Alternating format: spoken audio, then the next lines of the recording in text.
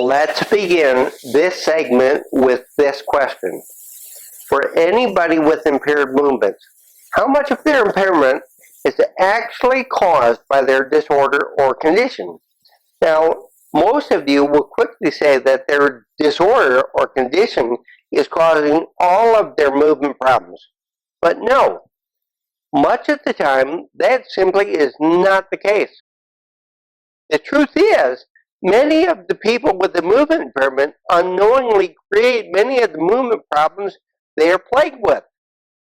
But how could this be true when most everything you've been told and what you've read and what you've seen, it all says the opposite? Well, some of the cause and effect of what is actually happening is simply going unnoticed. Now, I came to understand this on a personal level. Many years ago, I had the same thoughts with my neurodegenerative induced movement impairment. And just like many of you, I was convinced by what I'd been told and what I had read. So, of all the issues and movement problems I was having, none of it was my fault. Everything and every problem that came up, every bit of it, was the fault of my disorder. And I was just the victim, just like everybody else thinks they are. But then came the time when I began to question what was actually true with me. And I began to experiment on my own with my posture and my movements to see what was what. And then I realized the hidden truth. It dawned on me, it came to me. And that truth is really not hidden. It's staring us right in the face, but we just don't recognize it. So what is it? Our movement problems are created by at least two different sources. The first is the direct effects, and the second is the indirect effects. So, now, what are the direct effects? The direct effects are those things that our disorder changes about us. And because of those changes to our neurological system, for example, it changes our movement ability. And because it is caused by the pathology of the disorder, as an individual, there really isn't anything we can do about it. We just have to find a way to live with those effects. Now, there are some exceptions to this. There are some disorders where there are indeed things that people can do to help make their situation less of a problem. But for the purposes of our discussion,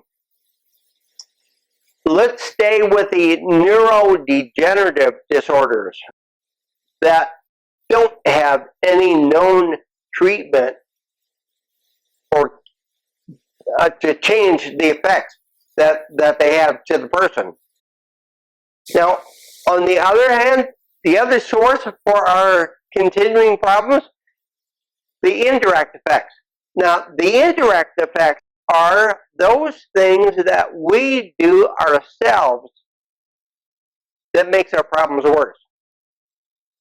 It's not anything that we want to do, and at first it's not anything that we even know that we're doing.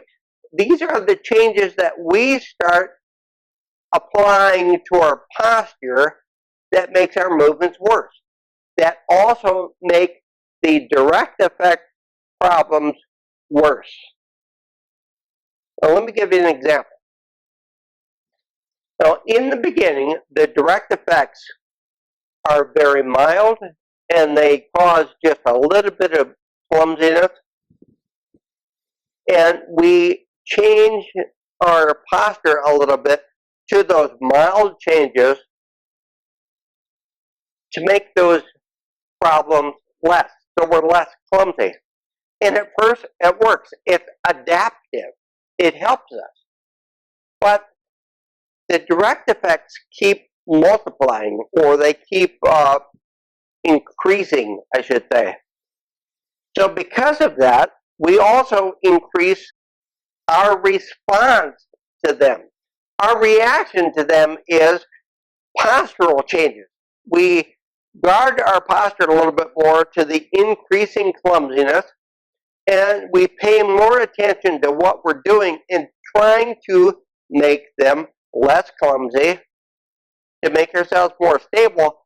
But as time goes on, the direct effects increase, the indirect effects increase, and they both combine to make our problems worse. And our posture changes. It changes from the natural, relaxed, cooperative, coordinated posture. Everything is easy, everything just works. It becomes a little bit more guarded, a little more cautionary, a little more stiffened. And with that, remember, our movements become more of a problem. Why? Because they're harder for us to do, because it's harder for our posture to do those things, because it's less cooperative, it's less relaxed. It doesn't flow, it doesn't do those things anymore that we just took for granted when we had this natural ability. So along with that comes this psychological component, because things become scary. Our movements become more of a problem. We start to stumble, we start to fall. We start to have fear of our movements, of what we expect to happen, and that makes our posture even more tense. It dramatically increases the indirect effects, which makes the direct effects, the problems that the disorder is causing, it makes them look even worse than what they are. So, the nutshell to all this is two sources of problems that are created that make our movements worse. They both affect our posture. Our posture becomes more tense.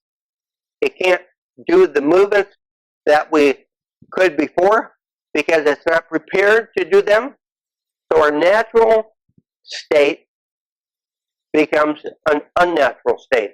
Our natural, relaxed posture becomes this tense, guarded, fearful, unnatural posture. So our natural movements become unnatural movements. And it is driven, in many people, it is driven to a great extent by the indirect effects.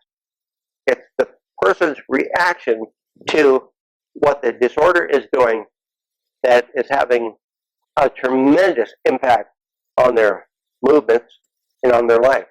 It's a tremendous negative impact. So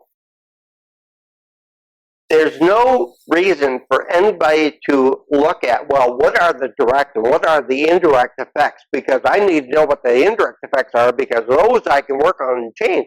Well, it doesn't matter that you identify exactly which is which, because it's all a combination. What you work on is, what can I learn to do better? How can I learn to be less fearful? How can I learn to be more stable so I can relax a little bit more to do these things better? And that is where all of this is going. Every video, every bit of this program is a little bit of the answer of, how do I do that? How do I live my life better with less fear and better movement? So the next video is going to talk a little bit more about this topic that we're on right now, and then the other ones are going to get into the physical part of it. How do we make these changes? And importantly, how do we keep these changes? Let's move on.